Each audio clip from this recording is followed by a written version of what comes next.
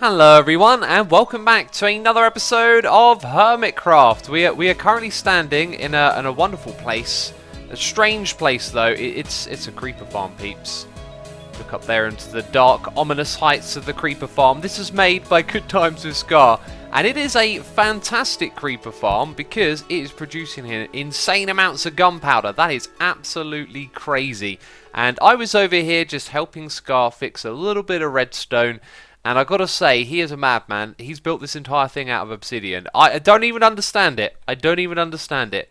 These blocks don't need to be obsidian. Neither do those ones, but it's okay. And in my inventory, I've got some emerald blocks. And I'll tell you what, I think I've been playing too much modded Minecraft lately because I saw these and I was like, emerald blocks. But then I wait, hang on, this is vanilla. We don't have oodles and noodles of these. I probably barely got any emeralds at all, have I? Because I haven't been doing the villager trading.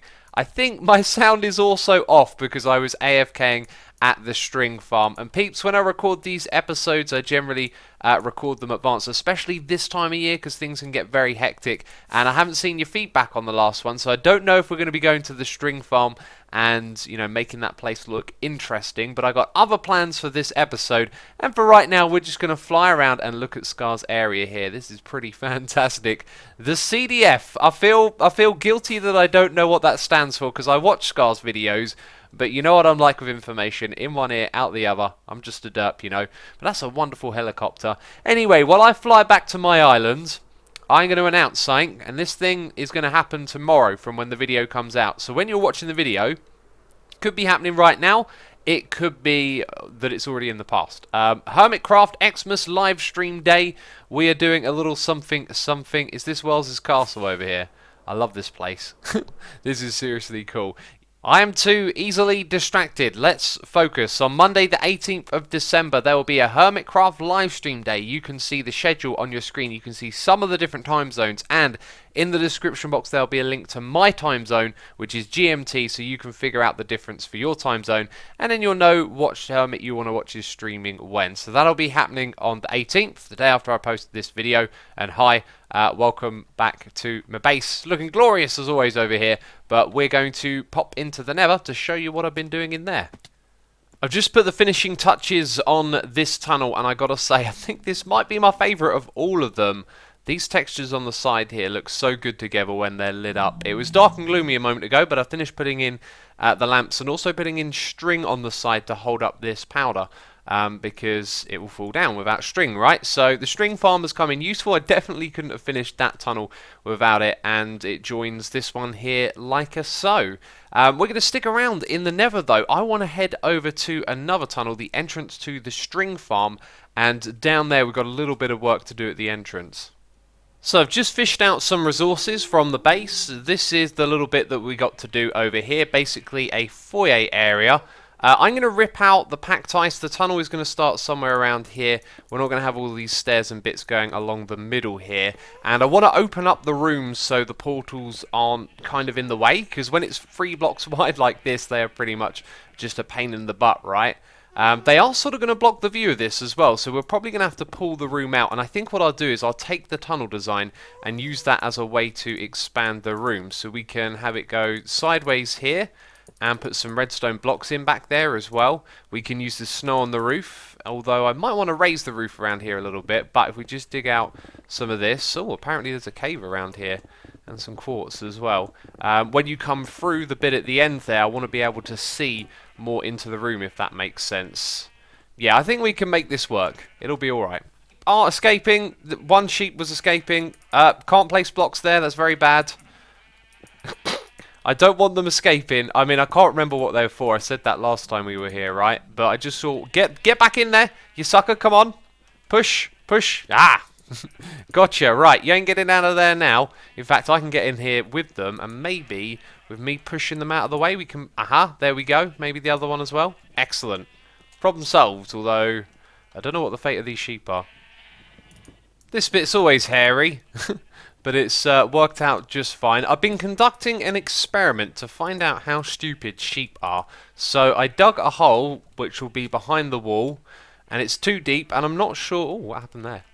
Not sure if they are pushing each other in or wandering in, but they're falling down here. And I kind of remembered what this was for now. We were beheading all of the different coloured sheep, and I was doing it episode by episode, and then it kind of got boring, and I think one of them just walked in of their own accord then. We saw it right there.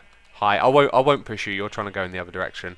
But yeah, it was for severing their heads, and I'll come back and do this later when we really need to do it. I want to finish the rest of the room.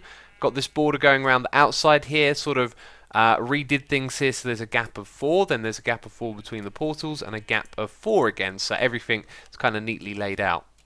Well, with the ceiling in place, I gotta say, I'm not feeling it. I feel like this room needs to open up and get a little bit larger, and I've got an idea for what we could use. I reckon quartz stairs might be a good shout, but for the floor, I reckon bones. I mean, the bone meal farm is here, so that might look cool. So something like this, maybe just have them going from one side to the other, or maybe find another material to mix it up with as well. But just putting the bones here on the floor, it's a similar colour to what we've already used, and I just want to get a little bit in here so we can take a step back and see what we think about that. It looks nice, but I think if the ceiling is going to open up, the floor is going to need to as well. So maybe what we do is we have some quartz stairs around the outside and then use this as a floor underneath it. I think that might work out well. I got a little bit disorientated for a second there. Yeah, this end is the tunnel, that end's the portal. This is looking really nice. I wish there were a few more building options around here though. I believe it is this one right here, which is Spider Farm. We're going to put that there. And I was going to put it on either side, like here as well. Actually, I still think that will be useful, even though these are close together.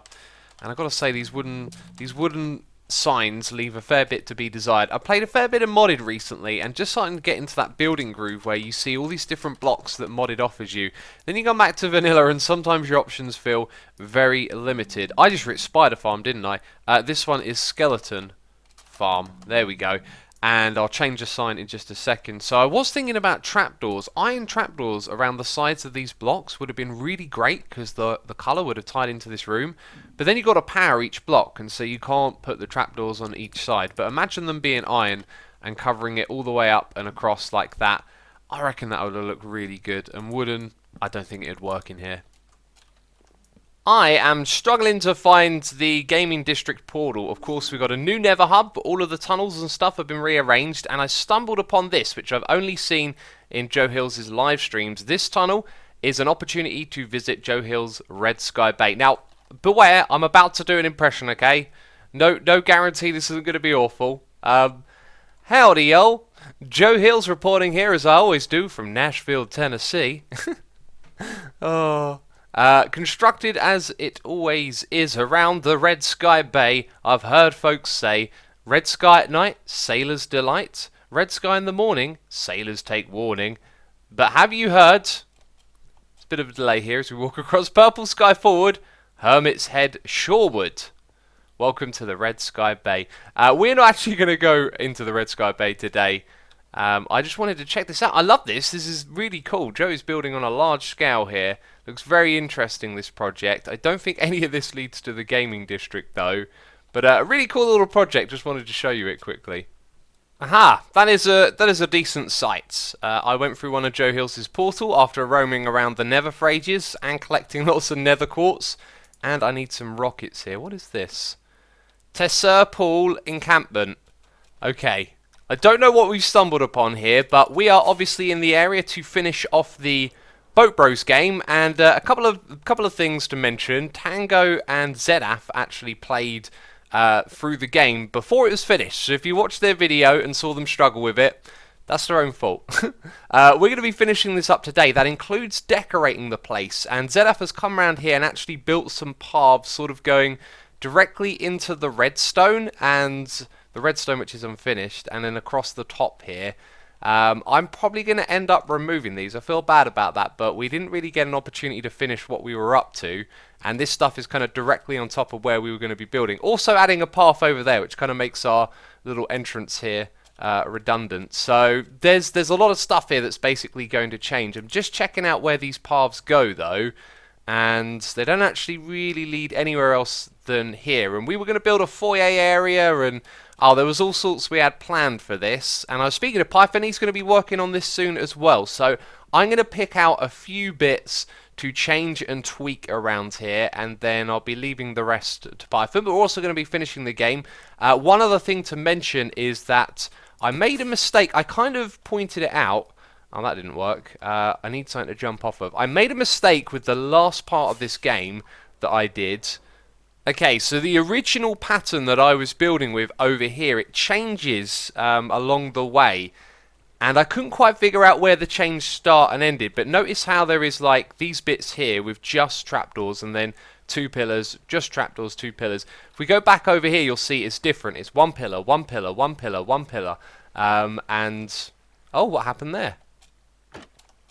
How very odd. Well, actually, I guess someone could have just opened them and left them like that. And that is the other thing many of you commented on. If I'd have used iron trapdoors, then that wouldn't be a problem, right? We know the hermits ain't going to cheat and do this, but if we use iron trapdoors, it just makes it more solid. So we'll be coming back and changing our own game again and trying to finish all of that, finish the last little area here. Yeah, lots of stuff to do. I'm on a roll, peeps. I'm in the groove, and our vision here is coming together. I'm sort of building what we had originally planned for this area. That missing block right there does not look too good.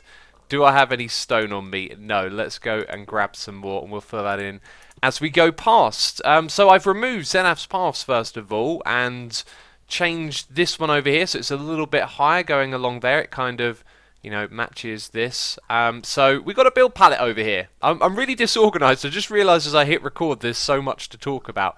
So this is going to be our build palette right here. I'm not sure how much use those leaves and mossy cobble are going to get. However, if we put some leaves out the front here with the grass, I mean, that's just an idea that hasn't crossed my mind until I hit record now.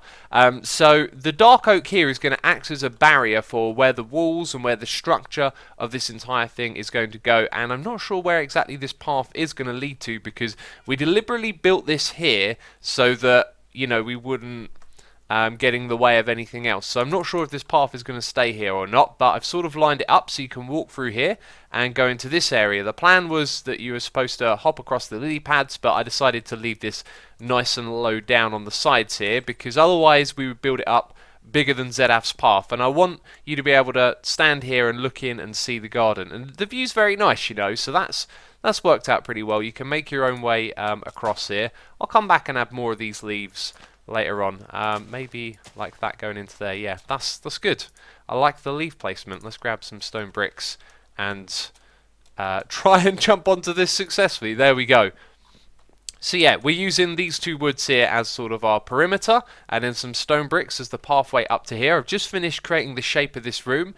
It feels really nice. We're going to have a window over on that side, and the roof and that bit I haven't really gotten to yet, but things are starting to line up and look pretty good. So over here on this wall is where we'll put our instructions, probably some chests with boats in them, and then everyone's able to play this.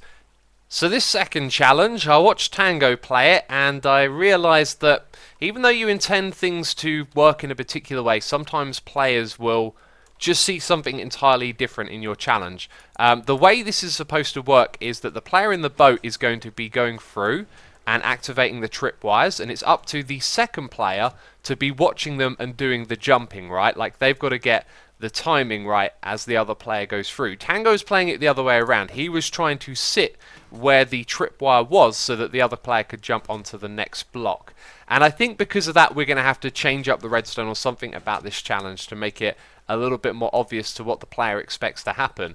This redstone here is kind of big and bulky. It's in the way of our entrance, and it needs to change. So I'm hoping I can make something very compact, but if not, it might mean we have to do something drastically different in this part of the game. Wise words, Assumer of the past. Wise words. I've just spent a fair bit of time trying to get this redstone to work. We're going to give it the bare minimum, which is a 4-tick extension on this. If we have a look on the other side, you'll see that it's now filled with water all the way. So the water isn't going to end up pushing the boat around, which means it's more about the coordination between the 2 players, one of them going through the tripwire hooks and the other one jumping onto the blocks. So we've given them at least a tiny bit of delay, so that's not too crazy. The big problem is, in order to add a large delay in a small space, and bear in mind that we're going to be building walls in front of this, The best way I could think of creating a extended signal was by using two hoppers pointing into each other. You lock one, you hold the items there, you let them move into the other one, and they create a signal. And as you can see, that would be 4 wide. And we need these things to be 3 wide due to the distance between them and the redstone not touching the redstone on the other side, right? So another way I tried to do this was to set it up with something like this, where you pull the signal in that way. Again, really difficult to get nice and compact. We've got to build walls in front of it. I don't want to waffle on about this. I just spent a lot of time trying to do some redstone and it didn't work out. Boy, this is a big old roof. I really like these two textures together, by the way. I think they look great. And when I got to the top here, I didn't think this looked too great until I added this little lip like that. And then all of a sudden the top of it looked really cool. I feel like I should probably come back here, revise this, and just try and find a couple of other places to add some details and break from the curve that we got going on there. What we should do though is check this out from the skies. So whoosh with a rocket and fly around like that. That is massive. And then you're going to see it from down in the ground as well, so we probably want to come down here and sort of look up. Yeah. That's kind of huge. This is a really, really big building that we've done so far. And I'm not going to use the same design going across the whole thing. In fact, if we just wander around this side, you'll see that the back here is kind of done. Apparently, I didn't finish building the roof over on this side, so that's something that I'll need to do. But most of it is done over here. And then we've got to design like a wall for all of this. And I think that bit's going to be very plain because you're probably not going to see a lot of it. So I'll get that done and then we can move on to the next bit. But I want this to be like a patchwork job. I don't want this roof to go across the whole thing. So the next one is going to have a roof, I think, at a lower height. And then the next one again has kind of already got its roof in place. So as we go around, like each section has its own design. And that I think will make it interesting. Wise words, Assumer of the past. Wise words. This does look interesting. I like the way there's just a whole new segment here, and I've been sort of taking some of the lines from previous bits and copying them around, making some neat shapes here on the wall. It all looks pretty good. And right now what I wanted to come in here and do is just throw down some leaves on the ground and gonna have some greenery down the bottom here. I think it's much nicer than the mycelium. At least next to our building is. I don't want any flowers here as well. That's going to throw like extra colours into the palette that we've got. So that right there is looking mighty fine, and that will probably continue around the corner there. Let's grab a rocket and take to the skies, because I have done the other side of this, and I've also built a roof as well. Excellent. Takeoff. Right. So as we fly around here, you can see that we have a roof design for the middle area. It kind of overlaps from this one, which I really like, you know, going for that patchwork feel where things just sort of bleed into the next. And then around on this side, you can see just filled in that wall, very, very plain. I now need to, of course, build a wall for this next section as well. And we'll do the same thing, we'll just make something really plain on that side, because that's not high, the side that you're going to see very much. So I'm going to now add some glass planes down the middle here. I started removing this glass when I realised, oh, actually, aha, I do have some glass with me, good. I realised that if we put glass panes here, the other player can actually just run the whole way across to the end, which would be kind of silly. So we've got this too high a bit so that they can't get up to this height, and then we're going to fill in this bit with glass panes. The reason why, though, is literally just to save resources, you know. If I put these here, I was thinking for every 6 blocks that you would have placed down glass, you get an extra 10 glass panes in there. Man, this game coming together real good. I gotta say, once it's all built up and everything is indoors, this game looks like 10 times better in my opinion. Well, obviously, because it was never finished. It's not like the sky made it look really good or anything, but the atmosphere in here is just awesome. And I finished tidying up this room, which is great. And now we can start on the next bit and putting a roof on it as well. This bit down here now is kind of done, because as I was working on the roof, I would pop over here and extend this bit and change those bits out. So I think we need to do a little bit on this side as well. Yeah, we probably need an extension over here as well. Look at what I found. I found an empty box. That's the wrong one. I found all the resources for building this over here. I forgot that we had them in shulker boxes, so I'm happy to pick those up. I think I've left one on the roof. There were 4 in total. There's 4 here, but one of them's empty, so 5. Anyway, distractions aside, hi, this bit here is nicely finished up now, and all the different things are even and neat. And then coming through to this area, I really like that view, especially as the sun starts to set there. The way that the edge here just sort of meets the ocean is really cool. So I want to leave it open like that. And then I'm going to leave this section here for Python to do. This is also like his part of the game as well that he did on himself. But I'm starting to hit a little bit of a brick wall, you know, where the ideas just aren't coming together and I'm not really sure what to do. And I've spent hours on this so far, and sometimes when you set out to make a mini game, you don't really quite envision just how much. I think our problem, many Minecrafters, is that we enjoy this so much that we just fly into projects and then remember how long they take over and over again. Let's go up into the sky. Let's see it from up above. We've done a cracking job today, though, of making this build look really interesting, in my opinion.